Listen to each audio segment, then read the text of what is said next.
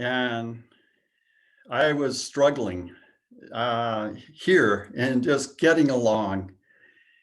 I'm a passionate human being, and one of the qualities that comes with that is activation. And so I got highly activated last week from just a small incident here, and it's just crazy how the adrenaline can be so consuming. In the past, my mode of settling down is to use up the adrenaline by finding a stump somewhere and digging it out of the ground, which would usually take me a few days, or heading to the boulder field to go grab some boulders and move some mass. But this time it was just letting it settle in. And actually, the most solace came from this last Wednesday. And so today I'm going to use the words of many and provide an opportunity for you all to share too. This last Wednesday, early afternoon in Washington, a young woman said, "When the dawn comes, we ask ourselves, where can we find light in the never-ending shade?" These words from Amanda Gorman, who moved us all. Her words and others moved me in deep ways, and it gave a chance in this large context to see how it is to lift our heads up and feel the deep gratitude of this shared existence on this vast organism that is this nation, that is part of the Sangha of the nations of Sanghas on this world, and how we re-engage with kindness and respect and caring and determination. It is possible to get along and collaborate in this world. And one of the deeply gratifying places to find it is here at Santa Barbara Zen Center, where people come together and collaborate in this investigation and inquiry to find and to develop useful tools for those in need.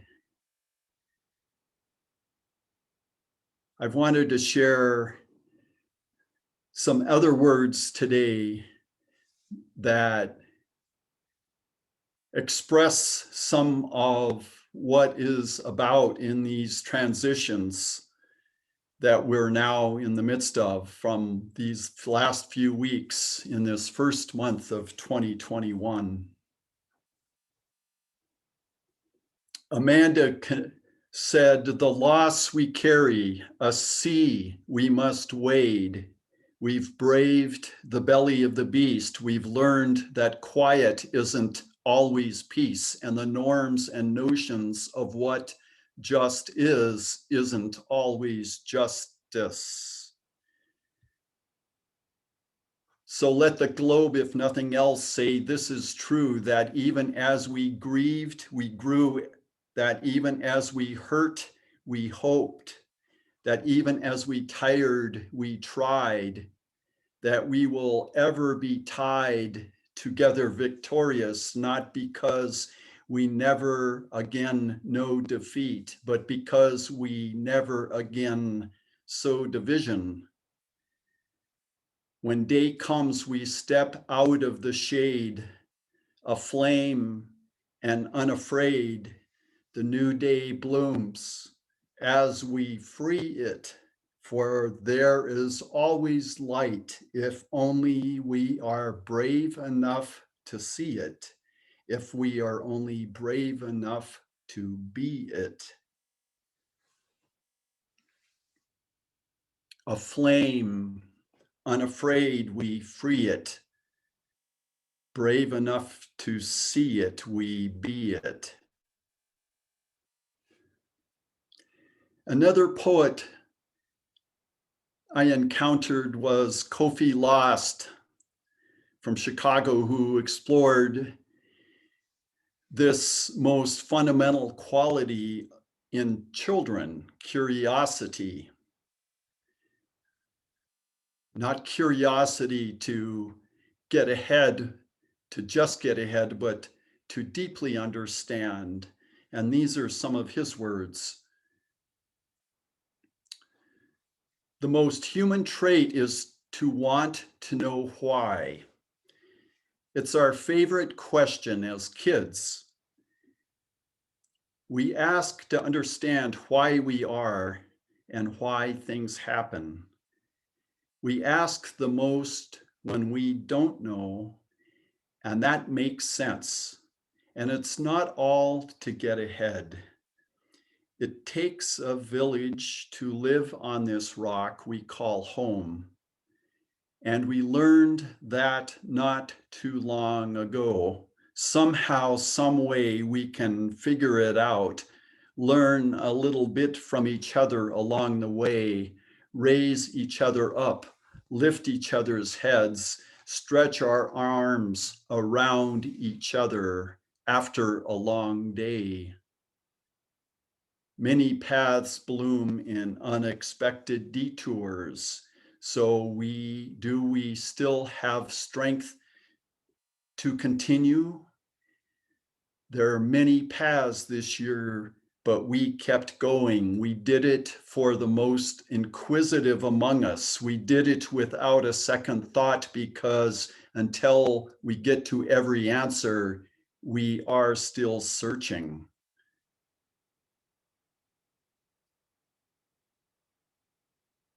It really warmed me to see how these qualities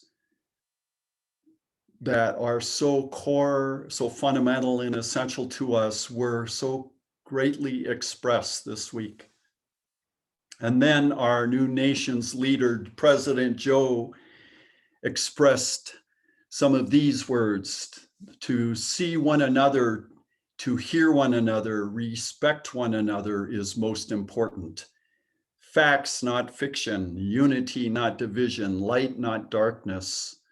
A story of decency and dignity, love and healing, greatness and goodness. May this be the story that guides us.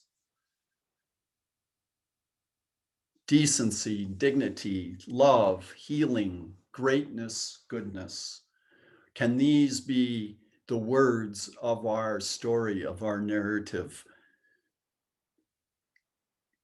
So after this transforming week, after these last 4 years and beyond, what story, what connections have you made in your life and practice? Each of us finding our way in this personal, local, regional, national, global sanghas we are all a part of. What connections and inspirations, what insights have appeared for you in this time? A transition from dark to light, from confusion to clarity, from conflict to communing again with all and for all beings. Is this what it is? Can nations actually provide inspiration, much as individuals like the Buddha, Lao Tzu, inspire us and inspired all the Buddhists and ancestors and enlightening ones of the past and present? So what is the meaning for you? What inspired you? What insights befell you? What connections sustain you?